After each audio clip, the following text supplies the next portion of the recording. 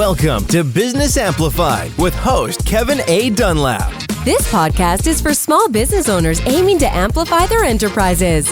Explore strategies to play a bigger game by becoming an author, public speaker, podcast host, or expanding your brand in other ways. Elevate your business on Business Amplified.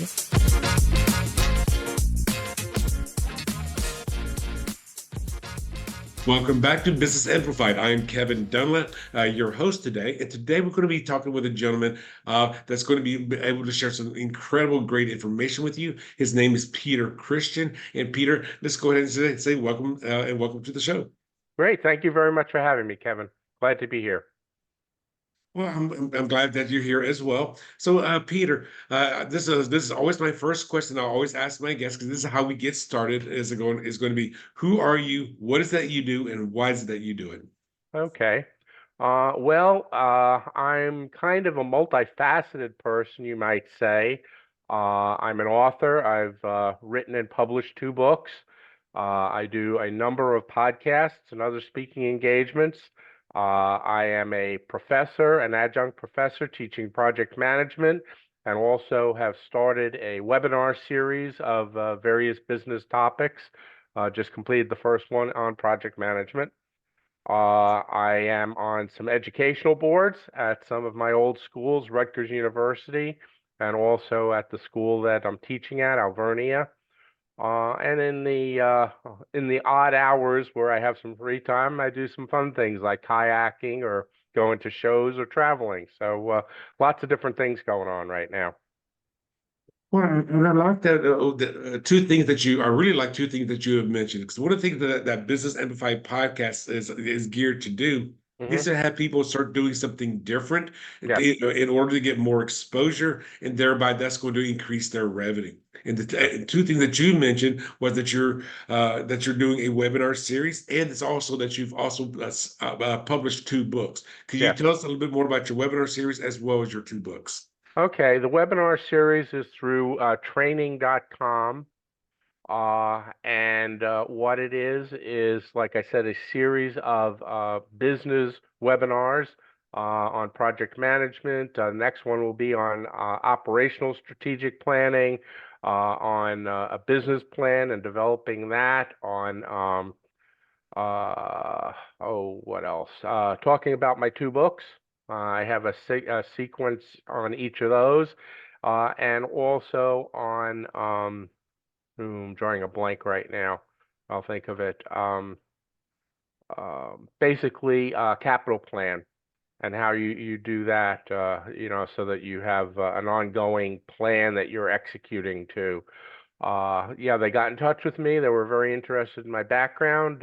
We were able to set that up, and so far so good. It's working out very, very well.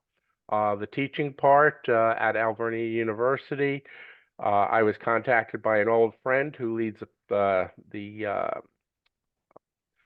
continuing education program there. He said, I have an opportunity to do a sequence on project management, and you're the person for it. So that was great. So I've been doing that for about 5 years now, and we have certified about 70 people so far in project management, and hope to continue that for a long, long time. So tell us, how did you fall into the role of working in project management? Was this something you did as a job? Was it something you were trained to do? Or how did you get into this? Yeah, it was kind of odd. I never really thought about it until somebody pointed out to me that basically my career, while I was an operations manager and so forth, really dealt around project management. So I just kind of fell into it with the companies that I worked for. I worked at Air Products and Chemicals and then at Crayola Corporation. And I was always involved in changing things, making things better, adding new programs and so forth. Never really thought about it, but once I stepped back, when the person told me about that, I realized, basically my career revolved around projects and project management. I was the head of a project management group in engineering, and then as the operations manager, we ran a number of different projects, same in quality and so forth. So So I just was wrapped up in it. And then when I left the corporate world and went into consulting, of course, everything is about projects and project management then.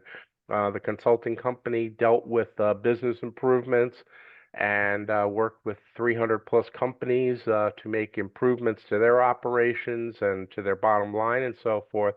So I guess I just kind of fell into it and did it, not knowing at the time that I was doing it, but reflecting back, yeah, I did. So it's been a good journey.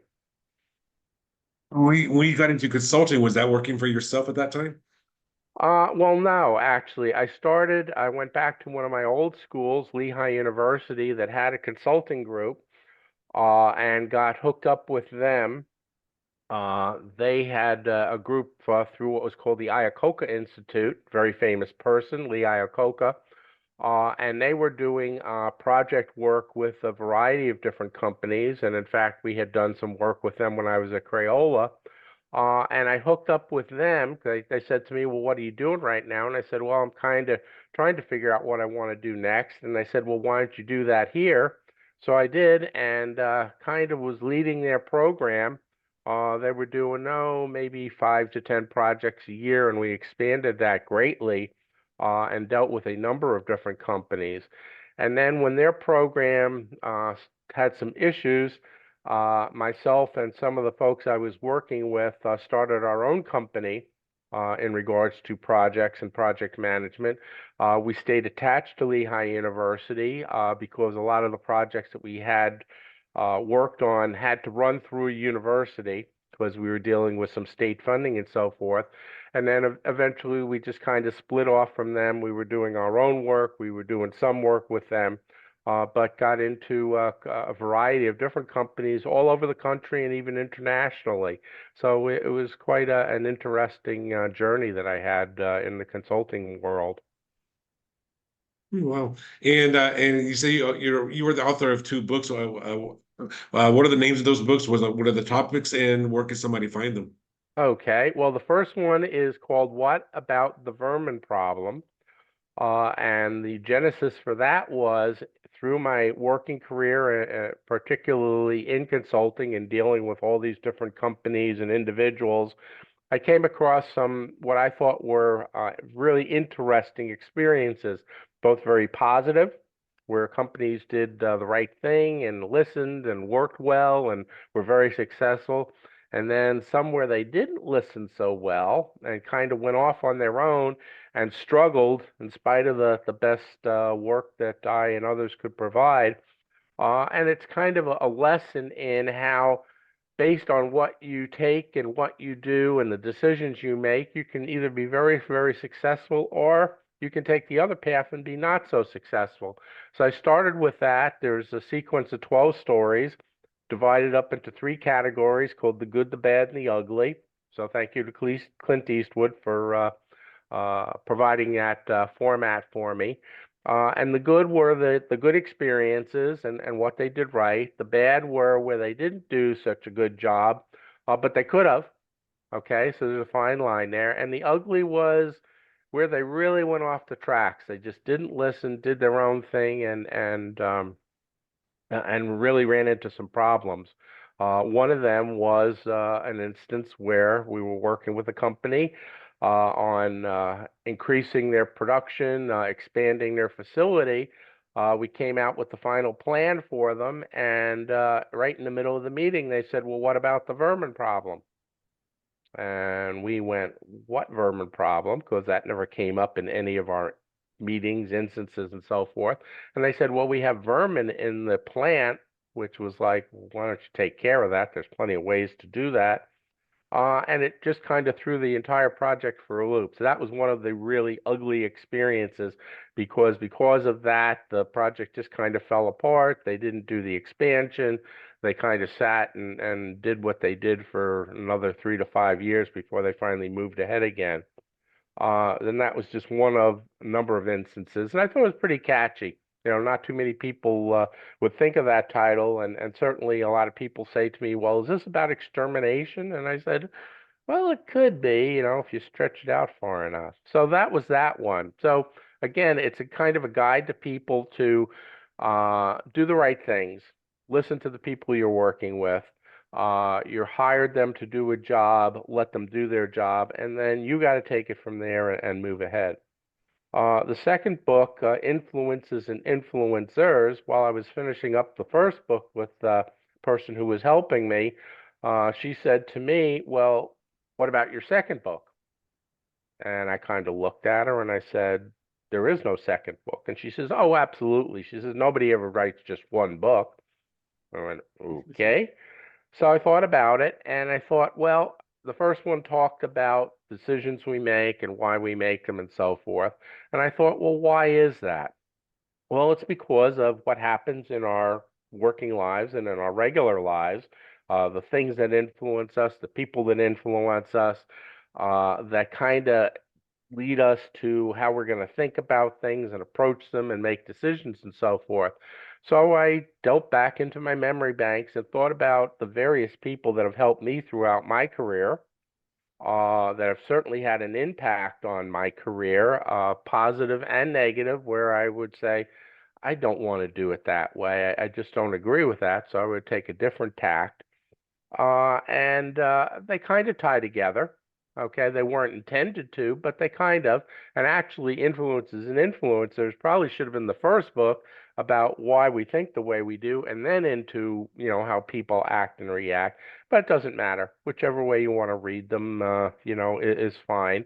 And they have applications outside of business. They work into our regular everyday lives because again, there are people who influence us, things that happen that impact us, cause us to think the way we do, act the way we do, make our decisions, live our lives, and so forth. So I think they have applications in both sides of both your personal life and also your business life.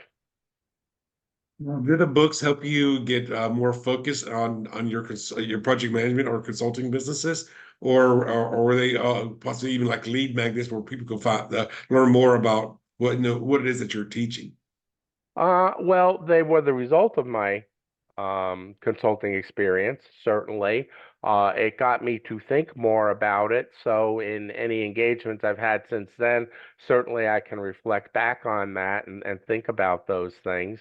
But I see it mostly as a help to other people.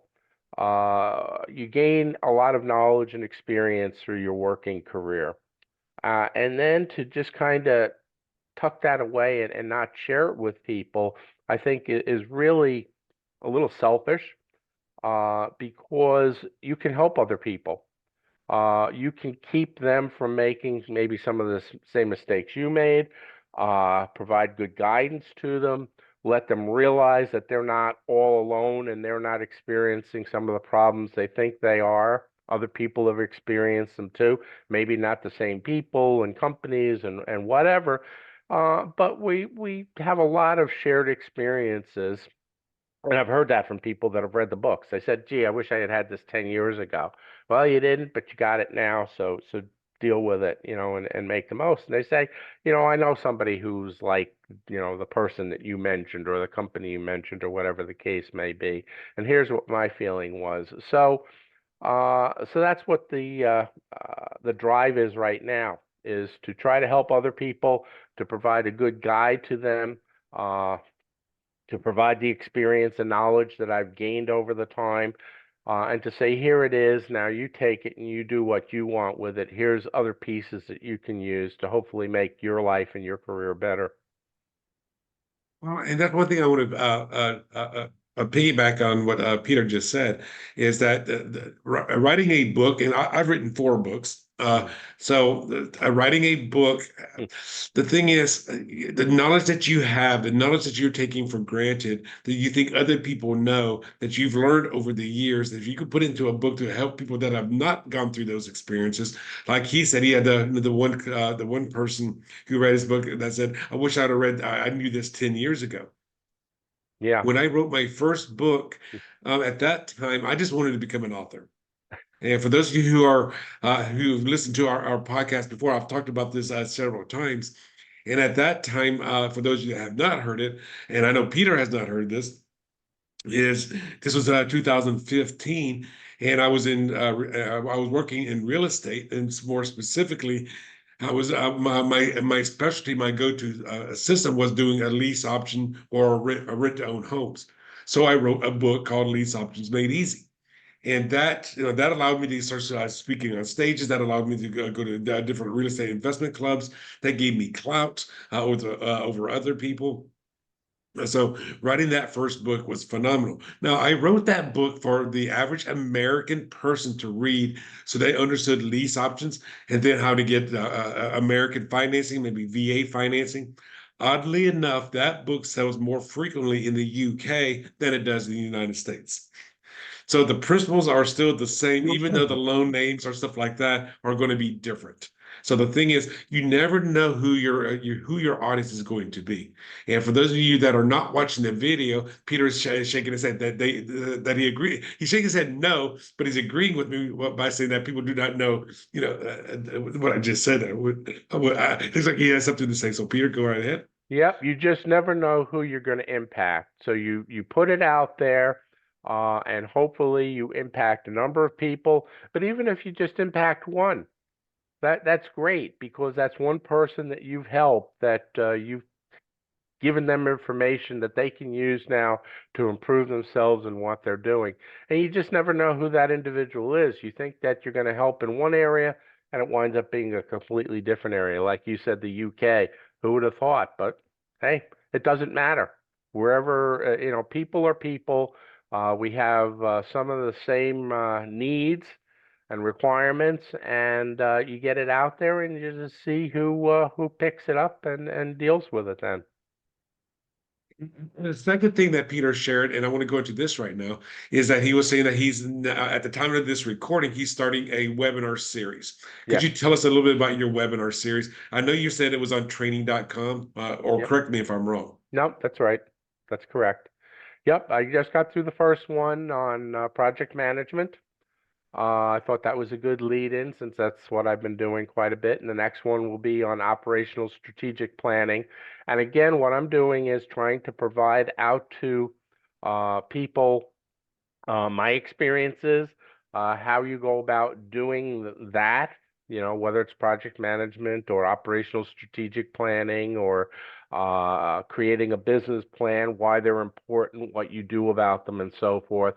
Um, Kind of a guide to, you might say.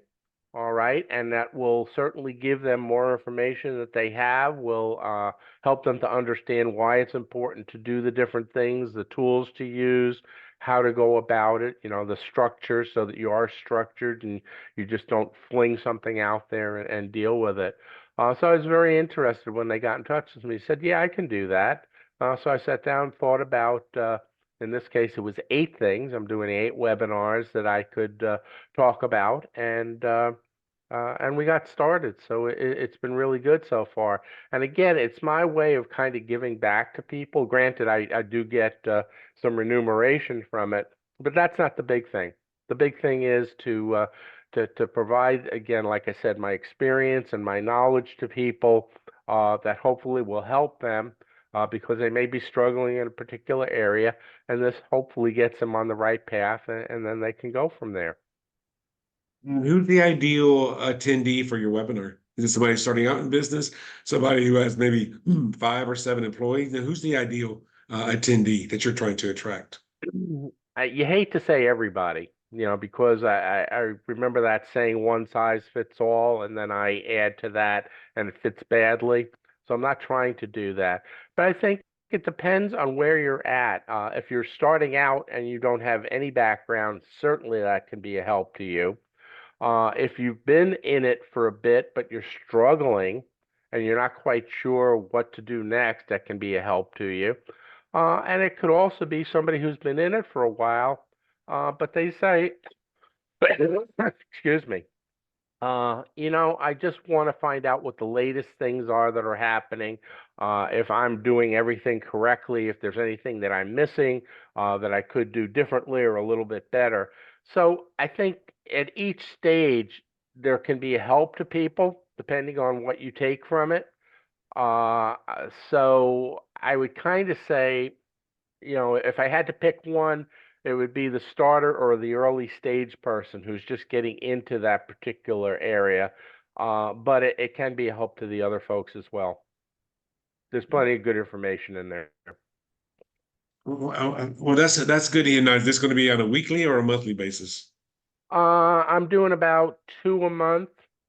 Okay, so I started in March. It will end in June of 2024, and then we'll see where it goes from there, and whether we do any repeats or they say come up with the next date that you want to talk about. I haven't really thought about it right now. I'm focusing on the ones that I did, but right now it'll be about a 4 month routine. Okay. And I've actually gone through something very similar to what Peter's going through. In 2023 and early 2024, I had a bi-weekly or twice a month a training series. It was a meetup group that I have or had. And I think we came up with 29 different episodes. And the thing is, I mean, it was kind of hard to come up with the kind of new content all the time.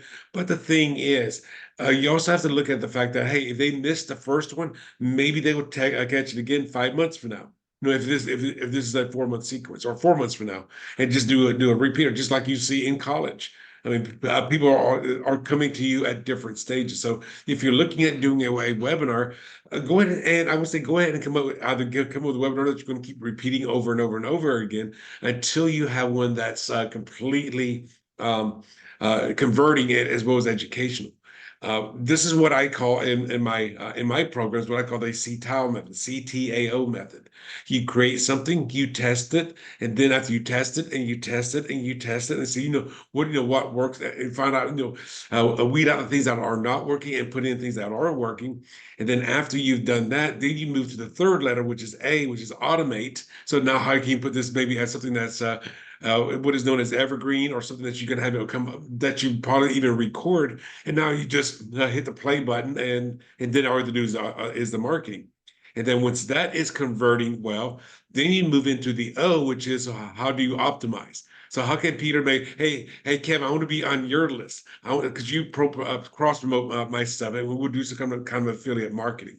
So when you're coming up with a webinar, and Peter is in the perfect position right now because he's creating his first 8 courses. Does he create a 9 through 12 or 9 through 16? Or does he do 1 through 8 again and 1 through 8 again? And maybe sometime in the future do 9 through 16. And now he has 2 sets going on. Yep. So Peter's at the perfect stage right now, and he's pushing his comfort zone by doing this. Now he's under the pressure to come up with all this content. He's under the pressure to market this stuff and to get the people to attend, and then he's got to teach it. Yes. So, Yeah. The but the thing most is, he's important pushing part. he's Yeah. pushing his comfort zone by doing something like this. Sure. Yep. Yep. Always willing to try something new. Hadn't really thought about it. The opportunity presented itself. We had lots of conversations and it all worked out. So off we went. And I'm going to give the listeners some advice because this is exactly what I did. I'm going to offer this to Peter as well, but this is mainly for the listeners. If you're having a hard time coming up with content, there's a very simple process that you can use to come up with your content. Peter, would you be interested in hearing that? It's pretty simple.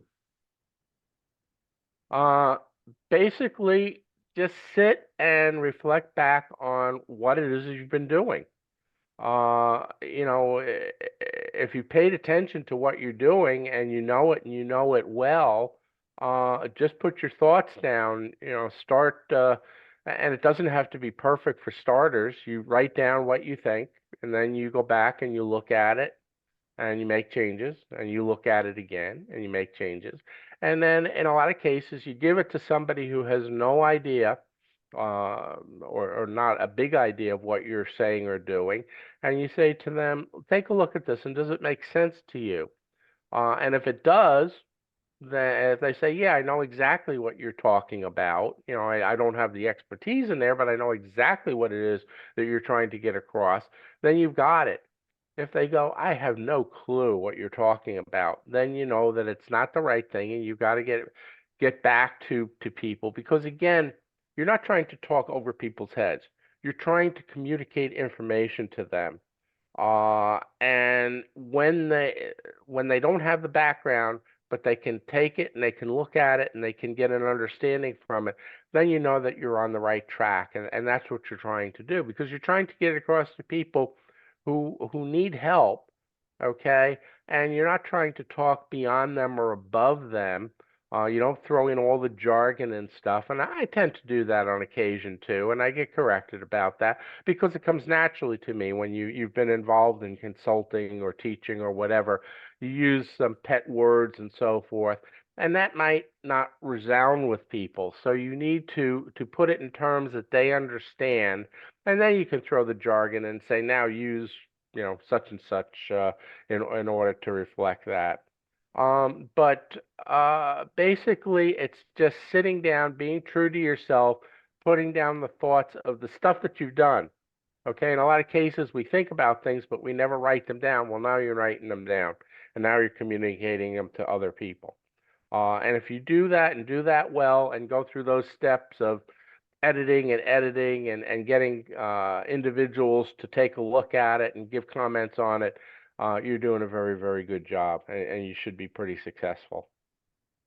And I'm going to second that because I'm going to assume when Peter, when you wrote your first book, you did not publish your first draft. You went back and you edited it, and you edited it several times. Yeah, and I had an editor, okay? And again, he was not an expert in the area, but he would question things. And after a while, you go, oh gosh. But his points were very, very good because he was coming at it from the outside. He was not an expert in the area. And he's saying, I don't quite understand what you're saying here, or can you phrase it differently, or what? And it made it so much better. So Mhm. so definitely, if you're writing, and I'm sure you did that too, you have an editor, okay, and that person has been through the mill, so they know what works and what doesn't work, and they help you. Nobody said you have to do everything on your own. There's plenty of people out there who can help you, just as you're trying to provide help to people. So use it, okay, because they're good people. And I had an excellent editor. He did a great job for me on both of the books. So I was very, very happy with that. So as you can see, the process is still the same. When you, let's say you write your first book or second, but whichever book it is, you write your first webinar, you write your first public 30-minute talk, you write your first whatever. The thing is, you have to go there and have other people either listen to it, consume it, and be able to give you feedback. I Yep. know, so I remember back when I was in college, and this was back a long time ago, this is the early 90s. And I took a course. I had to take a chemistry 1 and chemistry 2. And I'm very proud of myself that I am not going to drop any courses. I am not just, I'm going to stick it out. I'm going to stick it through. And then the guy that was teaching Chem 1, this guy knew his chemistry. He was like double doctor. I'm like, he was way up there. But he could not teach a basic level course because he was using acronyms. He already made assumptions on stuff that we had not even covered. Like he goes, well, the modality of this, like, well, we don't talk about modalities until chapter 3. We're in chapter 1. So he was so smart that he could not teach that level of course. So I dropped that course. And Yeah. then I took Chem 1 the following semester, which was odd because I was taking Chem 1 in the second semester. Usually you take it first, second, instead of second, first. Yep. So I was off on that, but I was glad that I did it. And that taught me a lot in my life. Dropping this course, like sometimes you can be talking over somebody's head. For an example, I've worked with the federal government before. I've worked with other corporations that absolutely love using acronyms. There's this acronyms jargon, the jargon of that company. And something like still have no idea what you're talking about. I don't know what a LC2KR is. What is that again? I just have no idea. But for you, you understand it. The thing is, you do sometimes, I don't want to say dumb it down, but you have to make it more, um, uh, what do you want to call it, comprehensible to somebody that's a layman or Yep. laywoman, if you want to get Yeah. generic specific. I excuse me. I have a little bit of a cold, so just bear with me. But in project management, one of the key things, maybe the key thing that I think that makes you a successful project manager is communication. And what I say to people is there's a multi-step approach to communication. You send out some message to somebody, whether it's like we're doing here, or texting, or email, or document, or whatever the case may be. Well, that's part one. Okay, you still haven't communicated as far as I'm concerned. You just sent out something. The next part is to check with the person and say, Kevin, did you get what I said? Did you read it? If you didn't get it for some reason, and we all know that there were technical glitches and so forth, or you didn't get a chance to read it, well, please do. Okay, that's part two. Number three then is, okay, did you understand it? Did you understand what I was saying? And there may be some questions, okay, because no matter how clear we try to make things, people interpret things differently. So, what did you get out of it? Okay. And we come to an agreement as to what it was I was trying to get across. And then four is, well, do you agree with everything? All right. Because just because I said it doesn't mean it's an unwritten fact, okay, that you have to accept. Do you agree with it? And you may say, well, I agree with most of the stuff, but I don't agree with this point or what. So, okay, let's talk about that. What is it you don't understand or agree with or whatever the case may be? And we get that resolved. Okay, now do we have a final communication? And if we do, what are we going to do about it? I may have asked you to do something, or I may have said, here's what I'm going to do, whatever. Do we have an agreement, and where do we go from here? You do those 5 steps, and you've got a communication. You leave any of them out, and you haven't really communicated. And unfortunately, too many people stop at step one. They send something out, and they say, well, I communicated to so and so. No, you did. You sent them something. All right? The communication only occurs when you've gone through all those other steps and you have an agreement and you're taking an action on it. And if you don't, then you got a problem. And that's where projects fail or succeed depending on what the communication is, what the end result is, and what people do about things. And that's the same in true in outside of the business world, in real life, communicating with people. Like you said, I was shaking my head like this or like this. Well, that tells you whether people are agreeing with you or not agreeing with you, whether they're understanding, whatever the case may be. And if you don't have that understanding or agreement, then you need to kind of go back and talk about it. Okay. And I've modified my position on certain things where people have given me the, no, I don't think so, or I think there's a better way. But if they're going like this and I go, now, are you sure? And they go, yeah, now I'm going to hold you to it. All right. Because you told me you understood and you agreed. So where do we go from here? Let's put the plan together and let's do it then. What have you seen as maybe some of your biggest challenges that you've gone through, and how did you overcome those challenges? Somewhere you deal with a client who thinks that they know everything, and you kind of shake your head and go, "Well, why am I here then if you know everything and everything is so great?" Okay. Granted, it may be their business that they started, it's their baby. You can certainly understand that, but things aren't going well, and you need to listen now, okay, and make some of the changes that I'm here to influence you on and so forth. Because at the end of the day, hiring somebody to help you, and the key word there is help, not do it for you, uh, then you've got to take that help and you got to do something with it because you're going to determine whether you're going to be successful or not. That individual cannot make you successful on his or her own. They may for a very short time, but once they walk out the door, if you're that dependent on them, it'll all fall apart. So I'd say that was a big one, was people who really weren't committed, thought they knew everything. Okay, were trying to impress me with what they knew. You're paying me to impress me to tell you what you know. That's kind of silliness, that just doesn't make any sense. Others got themselves in such a deep, deep hole that there was no way that they were going to dig themselves out. I am not the kind of person who is a turnaround artist where a company is, a month or two away from closing their door and has to take drastic action in order to improve or to even survive. If you've gotten to that point now. Mine is where you're struggling a bit, and I can help you to manage and turn things around and make you more successful than you've been. Okay.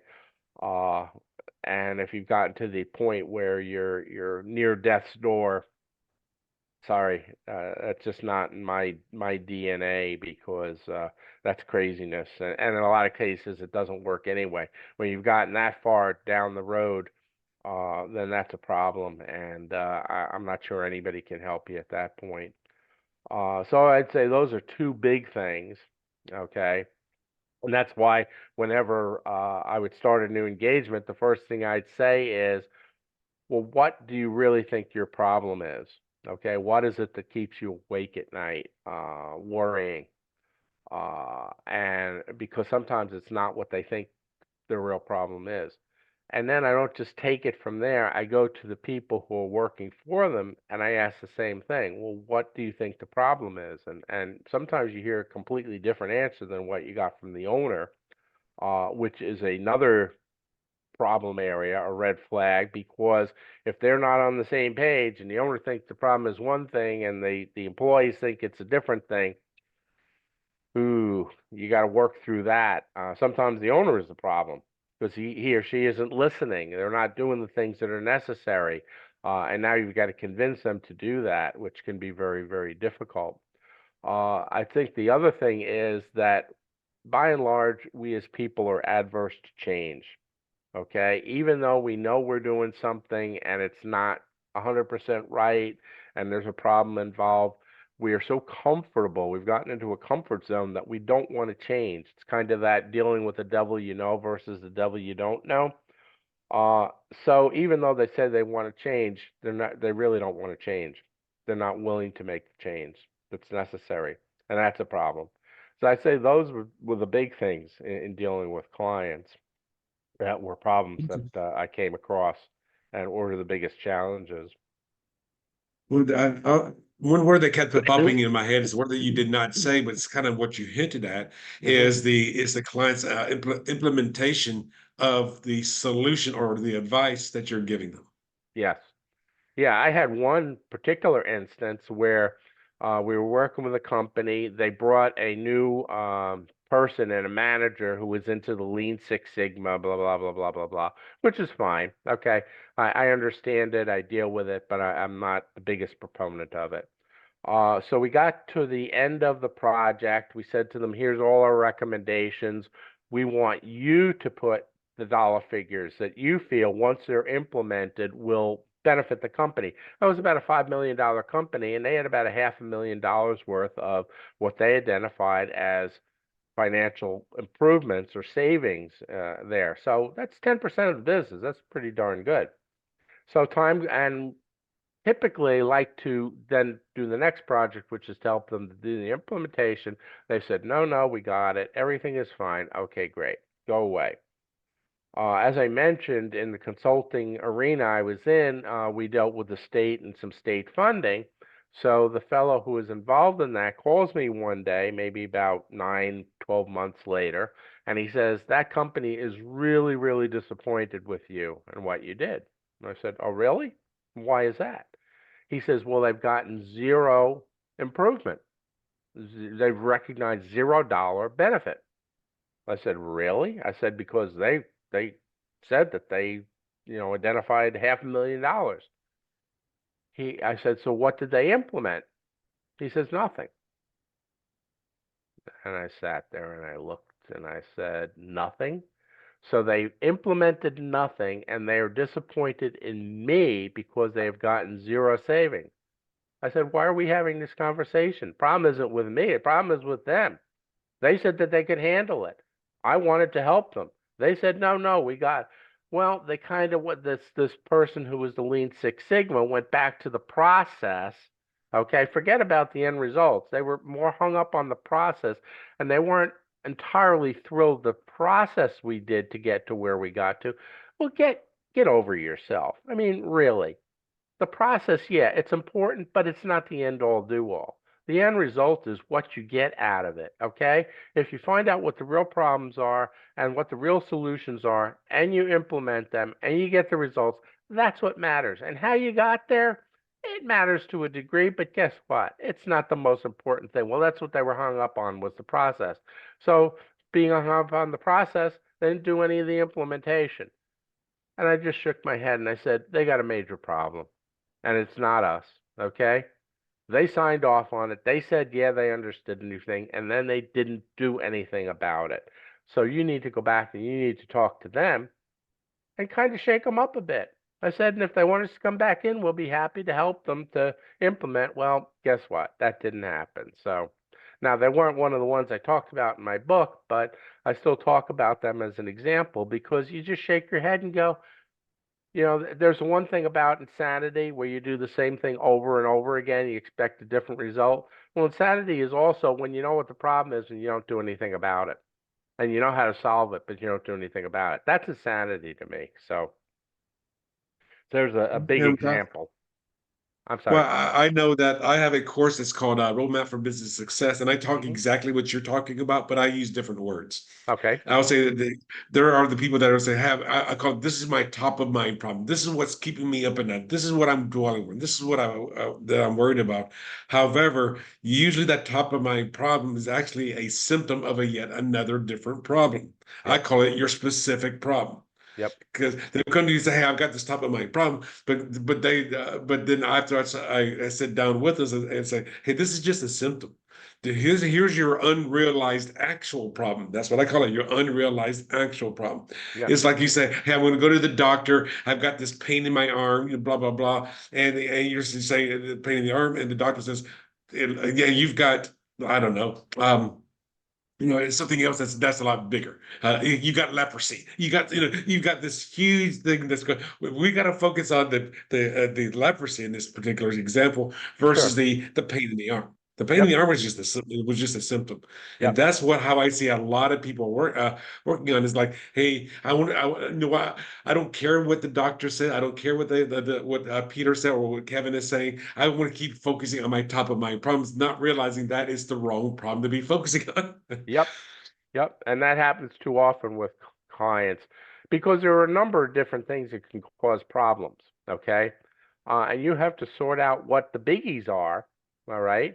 Pareto analysis, 20% of the problems, when solved, give you 80% of the results. That's what you go after. But too often people go after the easy, simple stuff that gets them very little in return. Okay, and but they spend a lot of time on it, and then they say, "Well, I spent all this time and I didn't get the return." Well, yeah, because you solved a problem, but not the major problem, not the big problem, not the one that was going to get you the most return for it.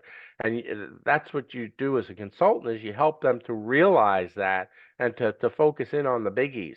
All right. But they don't realize that sometimes. Again, they want to do the simple thing. They think that we have magic wands and we just wave them and everything is hunky dory. It doesn't work that way. Solving problems is hard work, all right? And you have to know what the real problem is. We used to call it root cause analysis, what the real cause of the problem is, and you got to delve down sometimes. It's not the symptom. It's what's Yeah. really causing the problem that you have to solve. Well, and on a grander scale, in that same roadmap for business success course, I call something for as far as solutions go is what I call the spiral revenue model or the spiral model. Hmm. And basically, what that talks about is that whenever you are starting to solve problems and you actually get solutions to those solutions will often cause other problems that need Hmm. to be focused on as well. Yep. And in that example, just to do a visual, and this is a visual that I went through back in 2010, is I wanted to lose 80 pounds Mm. or 70 pounds in 3 months. And without any surgery operation, it was just going to be working out. Now, after going through all of that, and let's say I got down from 240 to 180, so I only lost 60 pounds. I had new problems that came up. Number one, I got to maintain that weight. Number two, I went from a double XL down to a medium. I've got a whole new wardrobe that I have to go and get. And these other problems will develop. That's just the nature of the beast. For an example, Peter could say, "Hey, I got you to the extra $500,000, but now we got to worry about taxes. Now, we have to now do the proper tax planning on this, or or whatever that new problem is going to be." So in most cases, most solutions will cause other problems that you could also be working on them with them. Like for an example, writing that book. Okay, now you got the book out there. You got the editor out there. You are going to go publish. You're going to go self-publish. Or, whatever problems that you're going to be going through. These are all different problems that are going to be developed in the solution that you're trying to create. Peter, we're running a little long here. Okay. So if our listeners or our viewers are interested in finding more about your webinar, about your books, or possibly want to work with you, what's one of the best ways for them to get in contact with you? Either your social media channels, a landing page, a calendar link, a website, or anything along those lines. Okay. Three ways. Number one, I'm on LinkedIn. So look for Peter Christian, author, consultant, professor, whatever. And you will see a whole bunch of stuff on me. And there's also a way that you can write to me and say, I would like to talk to you more, contact, how can we do that? So that's number one. Number two, I have a website. It's PHC Publications. LLC. So you can go on there and you can find me. And again, there is a way that you can send me a note and say, I'd like to talk to you or whatever the case may be. And the third way is my email address, which are my initials PH and then my last name Christian, the number 53 at gmail.com. So any one of those three, you can get in touch with me and say, I heard you on the webinar.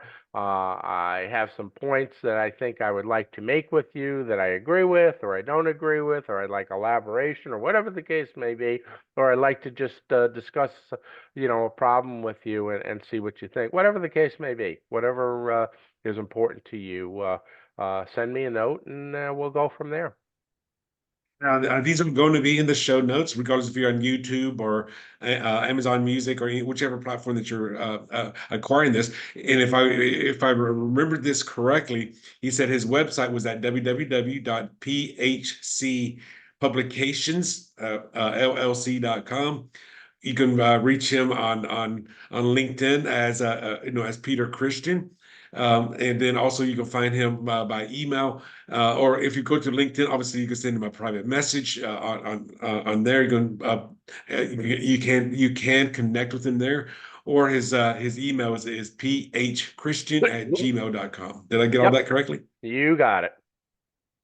Yeah, for those of you that are out there listening to this show, and this is our little plug that we usually do. If you're listening to this show, if you know somebody who might be a good guest, or if you think you would like to be try to audition to be a guest, just go to our website at businessamplified.net/pre-interview. There's no dash in there. So again, that's businessamplified.net/pre-interview. Now, Peter, before we go, is there any last words that or anything else that you want to share with the audience before we say goodbye? Make sure that if you want to make changes, if you want to improve, that you're committed to doing it and then do it. All right. Don't say you're committed because I hear that too often from people, but it's the actions, it's not the words. Okay. And realize that at the end of the day, you're responsible for your success or your failure. You can have all the help you want in the world, and I do agree that you should get help, but they are there, like I said, to help you, not to do it for you. If you are depending on somebody else to make you successful, you're barking up the wrong tree. Only you can make yourself successful. They can help you, they can provide the advice, they can do whatever for a short space of time. But when they walk away from it, if you don't continue to do what you were instructed to do or recommended to do, whatever the case may be, it's going to fail. So make sure that you understand what you've agreed to, that you're willing to do it, and then go do it. The people who are will be successful. The people who aren't will continue to struggle. You may have a degree of success. You might not close your doors, but that may happen as well. So be committed, all right? And I always ask the clients, are you going to be committed? And they kind of give me that look like, well, yeah, because I'm paying you. And I say, you'd be amazed how many people pay me and then don't follow through. So anyway, so do that and you will be successful. So in a nutshell, he says, get the proper advice from the right person, and then implement what that person says. Yep. You have to take action. Get the advice, take action. And I'm going to go. I don't want to go too far into this. The third thing I would say possibly even have somebody hold you accountable. Yeah. Yep. Absolutely. Your wife, your husband, they're good at it. Mine does. Absolutely. Well, Peter, I want to say thank you for being on the show today. Thank you very much for having me. It was my pleasure. My pleasure. Well, and guys, you know the phrase. Until next time, be amazing.